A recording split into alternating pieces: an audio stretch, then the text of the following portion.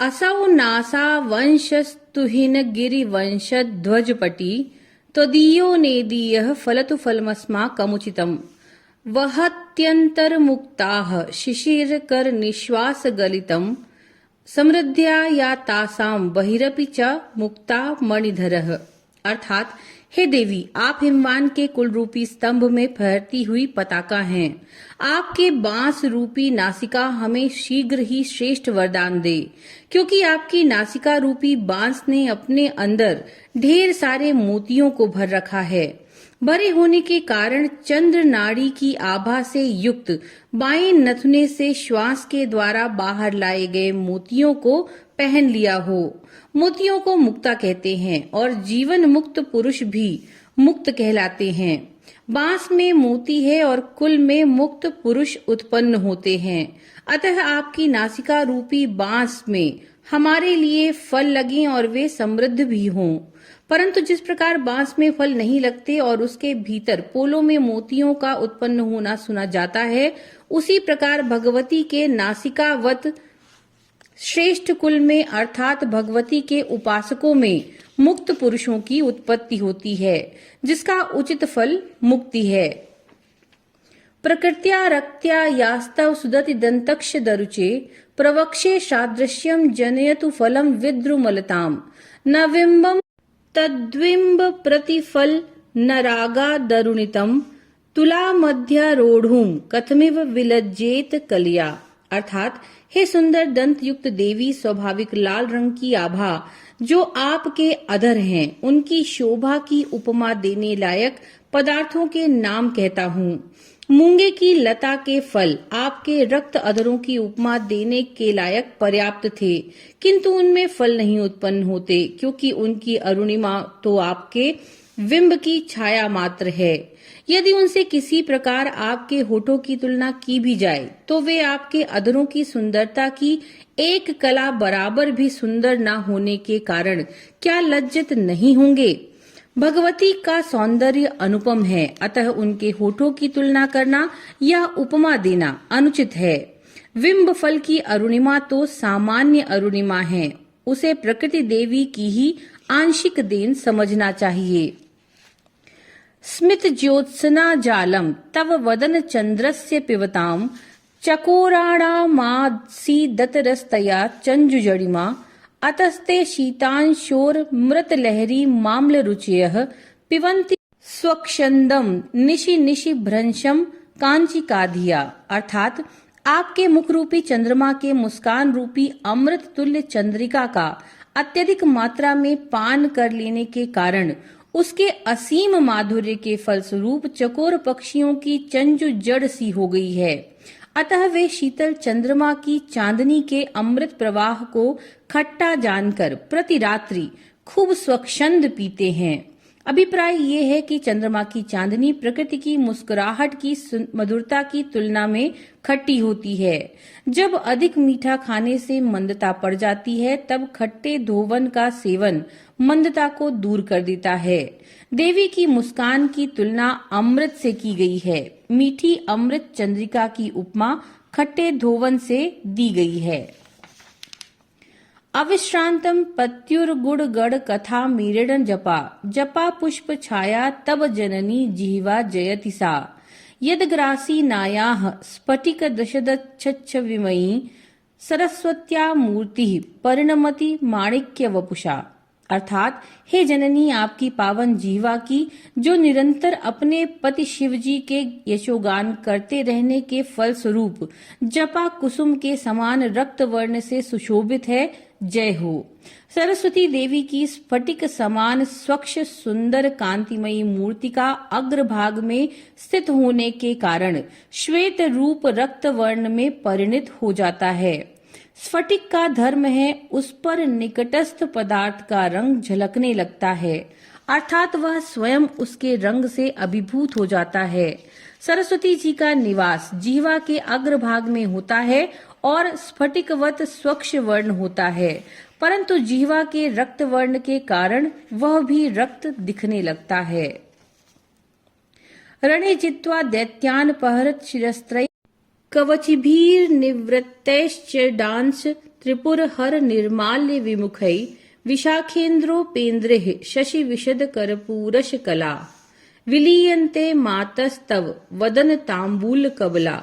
अर्थात हे माता, विष्णु इंद्रादि देवतागण दैत्यों को रण में जीतकर अपहृत किए शिरस्त्र और कवचों को हाथ में रखते हुए आपकी सेवा में वंदना करते हुए खड़े हैं। शिव जी के निर्माल्य का हक चंडिकेश का है। चंद्रमा के समान श्वेत कर्पूर चूर्ण से युक्त पान के ग्रास को जो आपके द्वारा खाया गया है उसे बड़े आदर और स्वाद से ग्रहण करते हैं। जैसे माँ अपने छोटे छोटे बालकों को मुंह से निकालकर बड़े प्रेम से चबे पान के टुकड़े खिलाया करती है, वैसे ही भगवती स्कंद, इंद्र और उपेंद्र को उनकी दैत्यों पर विजय से प्रसन्न होकर पुरस्कार स्वरूप मुख उच्छिष्ट तांबूल के टुकड़े खिलाती हैं। चंड शंकर जी के एक गण का नाम है। उसका स्थान नंदी के दक्षिण हाथ की ओर है। नंदी और जिलहरी के बीच होता है। शंकर जी के निर्माल्य का भाग किसी दूसरे को न देकर चंड का होता है, इसलिए चंड के समीप खड़े होकर शिव पूजन नहीं किया जाता, वह निष्फल हो जाता है। तीनों देवता दैत्यों को हराकर शिव जी के पास गए। वहां पुरस्कार स्वरूप कुछ न मिलने पर, क्योंकि उनके निर्माल्य का अधिकारी तो चंड होता है, वे वात्सल्य प्रेम रूपी प्रेम पाने देवी के समीप गए। विपंच्या गायन्ति विविधमपदान पशुपतेः त्वयारब्धे वक्तुं चलित शिरसा साधु वचने तदीयेर माधुयेर पल पिततंत्रिकलरवाम निजाम वीणाम वाणी निचुलयति चोलेन निभृतम। अर्थात पशुपति के अनेकानेक लीला विनोदों को सरस्वती देवी वीणा में गाती हैं। उन गानों को सुनकर भगवती के प्रशंसा पूर्वक आहा आहा इन उद्धारों के साथ ही सरस्वती देवी यह अनुभव करके कि तुम्हारी वाणी वीणा के माधुर्य से भी अनेक गुना माधुर्यमयी है, इससे लज्जित होकर वीणा को कपड़े में लपेटकर रख देती हैं। देवी का स्वर वीणा के स्वर से भी अत्यधिक मधुर है, अतः माधुर्यमय स्वरों को सुनने की इच्छा से अपनी वीणा को बंद करके रख देती हैं। कराग्रेण स्पृष्टम तुहिन गिरिणा वत्सलतया गिरीशे नो दस्तम मुहुरधर पाना कुलतया कराग्राह्यम शंभोर मुख मुकुर व्रंतम गिरिसुते कथंकारम ब्रूमस्तव चिबुक मौपम्य रहितम।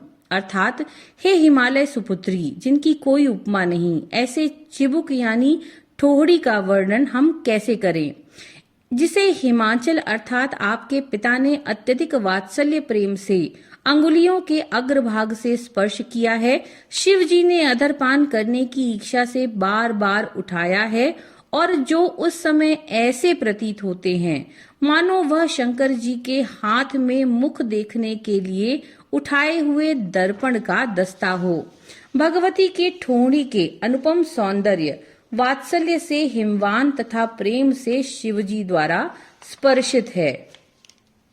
भुजाश्लेषा नित्यम पुरदम इतुः कंड कवती तव ग्रीवा धत्ते मुख कमल नाल श्रियमियम स्वतः श्वेता काला गरु बहुल जम्बाल मलिना मृड लीला लित्यम वहति यद्धो हारलतिका।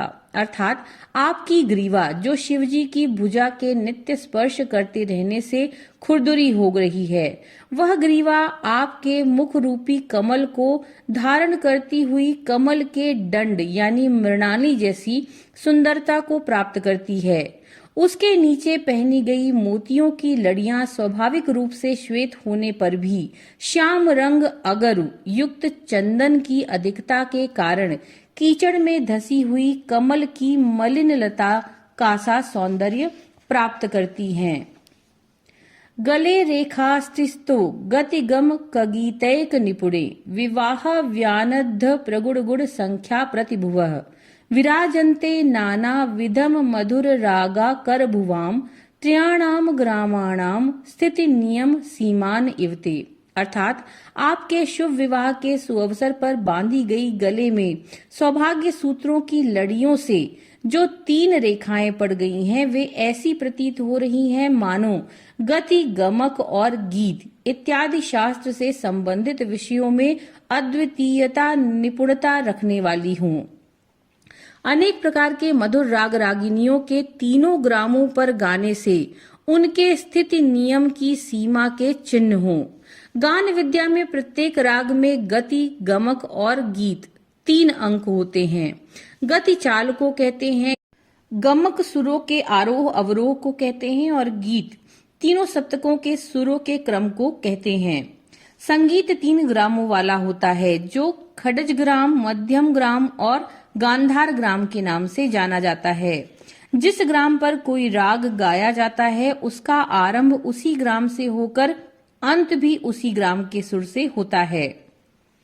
भगवती तीनों ग्रामों पर गा सकती हैं, इसलिए उनके गले की 3 रेखाएं मानो प्रत्येक ग्राम पर उनके सुरों की पृथक पृथक सीमाएं बनी प्रतीत होती हैं। मृणाली मृद्वीनाम तब भुजलतानाम चतुष्णाम चतुर्भिः सौंदर्यम सरसिज भव स्तौति वदनये नखेभ्यः संत्रस्यन् प्रथम मथना दंड करिपो चतुर्नाम शीर्षाणाम समम भय हस्तार्पण धिया। अर्थात कमल नाल के समान लचीले, आपकी लता के समान चारों भुजाओं के सौंदर्य की कमल से उत्पन्न ब्रह्मा जी अपने चारों मुखों से स्तुति करते हैं। प्राचीन काल में शिव जी द्वारा नाखूनों से अपने सिर के कट जाने की स्मृति से भयभीत होकर अपने बचे हुए चारों मुखों की रक्षा पाने के विश्वास से आपके चारों करों की ब्रह्मा जी चारों मुखों से प्रार्थना करते हैं। एक बार शिव जी के सिर चरण के दर्शनार्थ ब्रह्मा जी और विष्णु जी क्रमशः ऊपर और पाताल में गए। विष्णु जी ने चरण दर्शन के प्रयत्न की अपनी असफलता स्वीकार ली, परंतु ब्रह्मा जी ने शिव जी के सिर के दर्शन में असफल होने पर भी असत्य बोल दिया। उन्होंने शिव जी के सिर दर्शन करने में सफलता प्राप्त कर ली। असत्य भाषण के अपराध से ब्रह्मा जी का 5वां सर, जिससे असत्य बोला गया था, शिव जी ने अपने नाखून से काट दिया। अतः देवी से अपने बचे हुए शेष 4 मुखों के अनुग्रह के लिए मानो ब्रह्मा जी स्तुति करते हों। अभिप्राय यह कि ब्रह्मा जी को जब सृष्टि बनाने का अहंकार हुआ तो शिव जी ने उसे तोड़ दिया, वही 5वां सर था। नखाना मुद्योतैर्न वनलिन रागम विहसताम कराणाम ते कांतिम कथय कथयामः कथमुमे कयाचिद्वा साम्यम भजतु कलया हंत कमलम यदि क्रीडा लक्ष्मी चरण तललाक्षार सचरणम। अर्थात आपके कर कमलों के सौंदर्य का, जो अपने नखों की कांति से नव विकसित कमल की हंसी उड़ाने वाले हैं, कहो मैं कैसे वर्णन करूं। यदि किसी अंश में किसी प्रकार कमल के दलों की अरुणिमा से समानता भी की जाए तो अरे वह तो क्रीड़ा करते समय लक्ष्मी जी के चरणों की लगी लाक्षा के समान है। अर्थात कमलों की अरुणिमा उनकी स्वाभाविक नहीं, लक्ष्मी जी के चरणों में लगी लाख के कारण है, परंतु भगवती के नखों की अरुणिमा स्वाभाविक है। समम देवी स्कंद द्वीप वदन पीतम स्तनयुगम तवेदम न खेदम हरतु सततम प्रस्नुत मुखम यदा लोक्य शंका कुलित हृदयो हासजनकः स्वकुंभव हेरंबः परिमृशति हस्तेन झटिति। अर्थात हे देवी, अपनी संतान स्कंद और गणेश जी के पान लिए हुए आपके दोनों स्तनों, जिनके मुख से दूध टपक रहा है, सदा हमारे कष्टों को दूर करें। जिनको देखते पीते समय गणेश जी इस शंका से आकुल हृदय होकर कि माँ ने मेरे सिर के कुंभों को तो नहीं ले लिया, बार बार अपने सिर पर हाथ फेरकर हास्यजनक चेष्टा करते हैं। अर्थात गणेश जी को अपने सिर के कुंभ जैसे उभरे हुए मस्तक और माँ के स्तनों में भेद न दिखने के कारण शंका हो जाने से वे झट अपने सर को टटोलने लगते हैं। बालक दूध पीते समय माता के स्तनों को हाथ से पकड़कर दूध पिया करते हैं, परंतु गणेश जी गलती से अपने ही सर को पकड़ने लगे, जिसको देखकर माँ हंस पड़ी। अमुते वक्षो जाव मृतरस माणिक्य कुतुपौ न संदेह स्पंदो नगपति पताके मनसिनः पिबन्तौ तौ यस्मादविदित वधू संग रसिकौ कुमारावद्यापि द्विर्वदन क्रौंच दलनौ। अर्थात हे पर्वतराज हिमालय की पताका सदृश पुत्री, आपके अमृत रस से भरे माणिक्य के बने कलशों के समान स्तन हैं। उन्हें देखकर हमारे मन में संदेह का स्पंद नहीं होता, क्योंकि उनका ऐसा प्रभाव है कि उनका दुग्धपान करने वाले गणेश जी तथा क्रौंचासुर का वध करने वाले स्कंद दोनों आज भी कुमार ही हैं। वे स्त्री संग से अनभिज्ञ हैं। गणेश जी के साथ रिद्धि सिद्धि और देवताओं के सेनापति स्कंद के साथ देवताओं की सेना रूपी देवसेन पत्नियों के समान हैं। अर्थात रिद्धि सिद्धि और देवसेना स्त्रीवाचक शब्द मात्र हैं, न कि पत्नियां, परंतु वो भी उनको रिद्धि सिद्धियों से युक्त गणपति और देवताओं के सेनापति करने से उनमें पति पत्नी का दाम्पत्य संबंध होने की भ्रांति मात्र होती है। वास्तव में दोनों नित्य नैष्ठिक ब्रह्मचारी हैं। बहत्यंब स्तंभेर मदनुज कुंभ प्रकृतिभिः समारब्धाम मुक्तामणिभिरमलाम हार लतिकाम कुचा भोगो बिंबाधर रुचिभिरन्तः शबलिताम प्रतापव्याम मिश्राम पुरदमयितुः कीर्तिमिवते। अर्थात हे मां, आपके दोनों स्तनों के मध्य भाग गजासुर के कुंभों से प्राप्त किए गए मुक्तामणियों के हार से सुशोभित हैं। आपके अधरों का रक्त वर्ण जो उन मालाओं में प्रतिबिंबित है, उससे वे रक्त तथा श्वेत रंगों के मिलन से उज्ज्वलित है। वह भाग ऐसा प्रतीत होता है मानो त्रिपुर सुंदरी के प्रति त्रिपुर संहारी शिवजी के प्रताप मिश्रित सुकीर्ति की माला बनकर गले में सुशोभित है। गजासुर के मारे जाने पर जो मुक्त मणियां शिवजी को मिली थीं, उनकी माला भगवती ने छाती पर पहनी हुई है और वे मणियां होठों की अरुण कांति की छाया से लाल दिखने लगी हैं।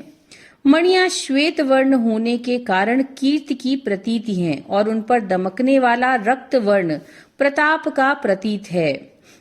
इन दोनों के मिश्रण ऐसे प्रतीत होते हैं मानो देवी के वक्षस्थल में शिव जी की सुकीर्ति तथा विजय दोनों आभूषण बनकर उपस्थित हो रहे हों।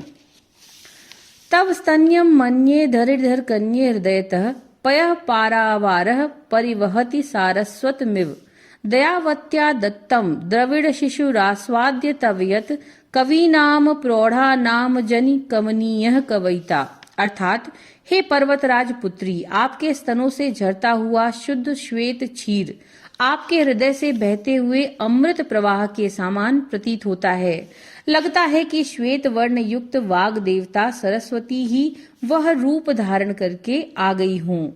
करुणामयी स्तनपान करके दूध पीकर द्रविड़ शिशु मनमोहक श्रेष्ठ कवि बन गए हैं ना।